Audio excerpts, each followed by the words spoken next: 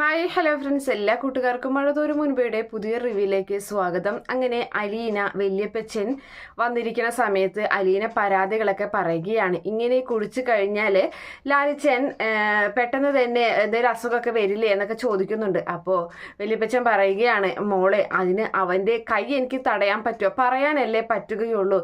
പിന്നെ ഞാൻ ഇത്ര വയസ്സൊക്കെ ആയ നിലയ്ക്ക് പ്രായമായ നിലയ്ക്ക് ഞാൻ കുറച്ചുട്ടോ കൂടിയെന്ന് പറയുന്നുണ്ട്. അപ്പോൾ വല്യപ്പച്ചൻ മാത്രം കുടിച്ചിട്ട് എന്താ കാര്യം, കുടി നിർത്തിയിട്ട് എന്താ കാര്യം, മകനോടും കൂടി പറഞ്ഞുകൂടെ എന്ന് അലീന ചോദിക്കുകയാണ്. മോളെ അത് അവൻ നിർത്തുമായിരിക്കും, നമുക്ക് പറയാം എന്നൊക്കെ ഇങ്ങനെ പറയുകയാണ്. ഞാൻ ഇവിടേക്ക് വരണ്ടായിരുന്നു, എന്തിനാ ഞാനിപ്പോൾ ഇവിടേക്ക് വന്നത്? കുറെ കറുത്ത പട്ടികൾക്കിടയിൽ ഒരു വെളുത്ത പട്ടി എന്നിങ്ങനെ പറഞ്ഞിട്ട് അപ്പൊ അത് കേൾക്കുന്ന കുട്ടിച്ചൻ പൊട്ടിച്ചിരിക്കുകയാണ്. കൂടെ നമ്മുടെ അലീനയും പതുക്കെ ചിരിക്കുന്നുണ്ട്. അപ്പോൾ അലീന ചോദിക്കുകയാണ്, എന്തിനാ ഇങ്ങനെ ചിരിക്കുന്നത് എന്ന് ചോദിക്കുകയാണ്. പിന്നെ നിന്റെ വർത്താനം കേട്ട് കഴിഞ്ഞാൽ ചിരി വരില്ലേ? കറക്റ്റ് ചിന്നമ്മയുടെ സംസാരം പോലെ തന്നെയുണ്ട്. അവൾ ഇങ്ങനെയാണ് കാര്യമായി പറയുന്ന ഇടയിൽ ഇതുപോലെ എന്തെങ്കിലും ഒരു കാര്യം പറയും എന്നിങ്ങനെ പറഞ്ഞ് ചിരിക്കുകയാണ്. എന്നാൽ ചിരിച്ചോ, അവിടെ പോയി ചിരിച്ചോ, എന്നാ പൊക്കോ എന്ന് പറഞ്ഞിട്ട് അലീന അങ്ങനെ ബെഡിൽ കയറി ഇരിക്കുകയാണ്. അപ്പോൾ പുറകെ ആയിട്ട് നമ്മുടെ കുട്ടിച്ചൻ വരുന്നുണ്ട്. എന്നിട്ട് പറയാണ്, നീ സമാധാനപ്പെടറി, കരയൽ, നീ പ്രശ്നം ഉണ്ടാക്കല്ലേ, നമുക്ക് എന്തിനൊരു വഴി കാണാം എന്നൊക്കെ പറഞ്ഞ് എന്നാൽ നീ ഉറങ്ങിക്കൊക്കെ മോളെ എന്നും പറഞ്ഞിട്ട് നമ്മുടെ കുട്ടിച്ചൻ അവിടെ നിന്നും പോവുകയാണ്. അതിനുശേഷം കാണിക്കുന്നത് നമ്മുടെ രോഹിത്തിനെയാണ്. രോഹിത് ആണെങ്കിൽ തൻ്റെ റൂമിൽ കുളിയൊക്കെ കഴിഞ്ഞിട്ട് ടവല് കൊണ്ട് തലക്കെ തോർത്തിങ്ങനെ നിൽക്കുകയാണ്. അപ്പോൾ ഒരു കൈ കൊണ്ട് ഫോൺ എടുത്തിട്ട് ബാബി ദേയെ വിളിക്കുകയാണ്. അപ്പം ബാബി അപ്പുറന്ന് ഫോൺ എടുത്തിട്ട് എന്താണാവോ ഈ നേരത്തൊരു വിളി, താഴോട്ട് വരാൻ പറ്റാത്ത രീതിയിൽ ഇപ്പോൾ ഫോൺ വിളിയൊക്കെ ആയോ എന്ന് ചോദിക്കുന്നുണ്ട്. അപ്പോൾ ആ സമയത്ത് നീ ഇവിടെ വരെ ഒന്ന് വന്നേടി എന്ന് പറയുകയാണ്. എന്താ കാര്യം എന്ന് ചോദിക്കുന്നുണ്ട്. നീ വായോ എന്നിട്ട് പറയാം എന്ന് പറയുകയാണ്.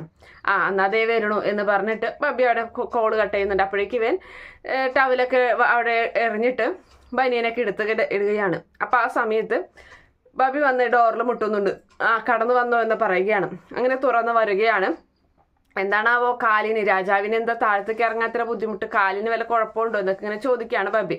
നീ ഇങ്ങോട്ട് വന്നേ, നീ എന്തിനാ ഇപ്പം ഈ പ്രശ്നങ്ങളൊക്കെ ഉണ്ടാക്കിയത് എന്ന് ചോദിക്കുന്നു. ഞാൻ എന്ത് പ്രശ്നമാണ് ഉണ്ടാക്കിയത്? നിന്നോട് എന്താ പറഞ്ഞത്? നമ്മളോട് എന്താ അച്ഛൻ പറഞ്ഞത്? അമ്മ എന്ത് പറഞ്ഞു കഴിഞ്ഞാലും മറുപടി പറയണ്ട എന്നല്ലേ പറഞ്ഞത്? എന്നിട്ട് നീ എന്ന് വന്ന് കയറിയപ്പോൾ തന്നെ അമ്മയോട് എന്തിനാ ചൂടാവുന്ന രീതിയിൽ സംസാരിക്കാൻ നിന്നത്? പിന്നെ തന്നെയല്ല അച്ഛനെയും നീ പിരികയറ്റി വിട്ടു എന്ന് പറയുകയാണ്. അപ്പോൾ പിന്നല്ലാതെ അമ്മയുടെ സംസാരം കേട്ട് കഴിഞ്ഞാൽ ആർക്കാരും ദേഷ്യം വരില്ലേ? അച്ഛനെ ഞാൻ ശരിക്കും പിരികയറ്റി വിട്ടത് തന്നെയാണ്. അപ്പോൾ അച്ഛൻ പറഞ്ഞ സംസാരത്തിന് അമ്മ ആകെ ചൂളിപ്പോവുകയാണ് ചെയ്തത്. തന്നെയല്ല അച്ഛൻ്റെ കണ്ണിൽ ഞാനൊരു തീജ്വാല തന്നെയാണ് കണ്ടത് ആ സമയത്ത് എന്നിങ്ങനെ രോഹിത് പറയുന്നുണ്ട്. പിന്നെ അമ്മയ്ക്ക് കിട്ടേണ്ടത് തന്നെയല്ലേ എന്ന് പറയുകയാണ്. എടി ബബി, ഞാനൊരു കാര്യം പറയട്ടെ, അമ്മയുടെ സ്വഭാവം ഇങ്ങനെയാണെന്ന് നമുക്കറിയാം. അപ്പോൾ ഇപ്പം നീ ചെയ്തതും അമ്മയുടെ അതേ രീതിയിലുള്ള സ്വഭാവം തന്നെയല്ലേ? അപ്പം അമ്മയും നമ്മളും തമ്മിൽ എന്താ വ്യത്യാസമുള്ളത് എന്ന് ചോദിക്കുകയാണ്. ഞാൻ ചെയ്തിത്തിരി കൂടിപ്പോയോ എന്ന് ബബി ചോദിക്കുന്നു. ഉറപ്പായിട്ടും ഇനി മേലാൽ ഇങ്ങനെയൊന്നും ചെയ്യണ്ട, എന്തെങ്കിലും ഉണ്ടെങ്കിൽ നമുക്ക് ഡിസ്കസ് ചെയ്തതിന് ശേഷം തീരുമാനിച്ചാൽ മതിട്ടാ എന്ന് പറയുന്നുണ്ട്. അപ്പോൾ എന്നാൽ ശരി, എന്നാൽ നീ കിടന്നോ, എന്നാ പൊക്കോ, ഉറങ്ങിക്കോ എന്ന് പറയണം. ഗുഡ് നൈറ്റ് എന്നൊക്കെ പറഞ്ഞിട്ട് അവിടെ നിന്നും ബബി പോരുകയാണ്. അപ്പോൾ ബബി ഓരോ സ്റ്റെപ്പ്, ഇരുട്ടത്താണ് ഇങ്ങനെ ഇറങ്ങി വരുന്നത്, ഓരോ സ്റ്റെപ്പ് ഇങ്ങനെ ഇറങ്ങി വരുന്ന സമയത്തും രോഹിത്തിന്റെ ഓരോ വാക്കുകളാണ് ഓർക്കുന്നത്. താൻ ചെയ്ത് തെറ്റായി പോയി എന്നൊരു കുറ്റബോധത്തോടു കൂടിയാണ് പടിയിറങ്ങി വരുന്നത്. അപ്പോൾ ഇരുട്ടത്ത് എത്തിയപ്പോൾ തന്നെ വൈജ അവിടെ നിൽക്കുന്നുണ്ടായിരുന്നു. പെട്ടെന്ന് വൈജ ലൈറ്റ് ഇടുകയാണ്. അപ്പോൾ ബബി ഒന്ന് പേടിക്കുന്നുണ്ട്. അപ്പോൾ ബബി പറയാണ്, മനുഷ്യൻ പേടിച്ചു പോയല്ലോ എന്ന് പറയുന്നുണ്ട്.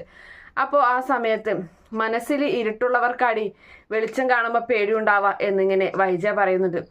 വന്നല്ല ഇനി ഓരോന്നും പറഞ്ഞിട്ട്, നീ എവിടെ പോയതാടി ഈ നേരത്ത്?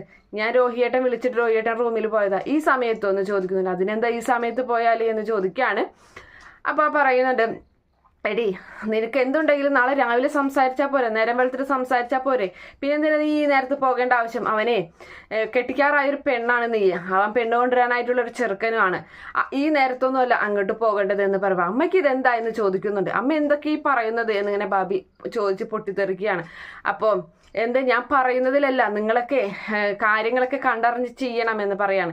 അല്ല, ഈ വീട്ടിൽ നിന്ന് ഇറങ്ങിപ്പോയപ്പോൾ ഞങ്ങളുടെ ഈ ഗ്യാപ്പൊക്കെ അമ്മ നോക്കി വെച്ചിട്ടാണോ പോയത്? തന്നെയല്ല, അമ്മയുടെ സ്വന്തം ആങ്ങളമാര് അവരോടും ഈ ഗ്യാപ്പ് ഇട്ടിട്ട് തന്നെയാണോ നിന്നിരുന്നത്, ഈ അകലം പാലിച്ചിട്ട്? പിന്നിപ്പോ അവിടെ പോയി നിന്നിരുന്നില്ലേ? അവിടെ പോയി നിന്നിരുന്നപ്പോഴും ഞങ്ങളോടുള്ള ഈ ഗ്യാപ്പൊക്കെ അവിടെ നിന്ന് ഭൂതക്കണ്ണാടി വെച്ചിട്ടാണ് നോക്കിയിരുന്നത് എന്നൊക്കെ ഇങ്ങനെ ചോദിക്കുന്നുണ്ട് ബബി.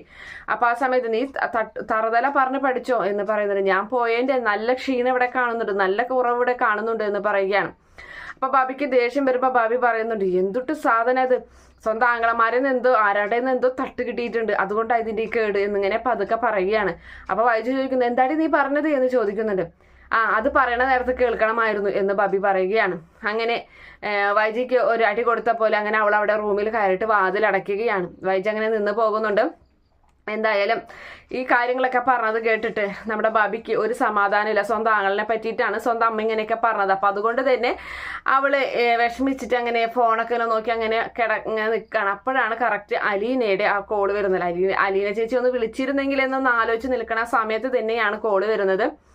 അപ്പോൾ ചേച്ചിയെ ഒന്ന് ആലോചിച്ചോളൂ, കിടന്നാവോ എന്ന് വിചാരിച്ച് ഞാൻ ശല്യം ചെയ്യേണ്ടെന്ന് വിചാരിച്ചത്. അപ്പോഴാണ് കറക്റ്റ് കോള് വന്നത് എന്ന് പറയുന്നുണ്ട്.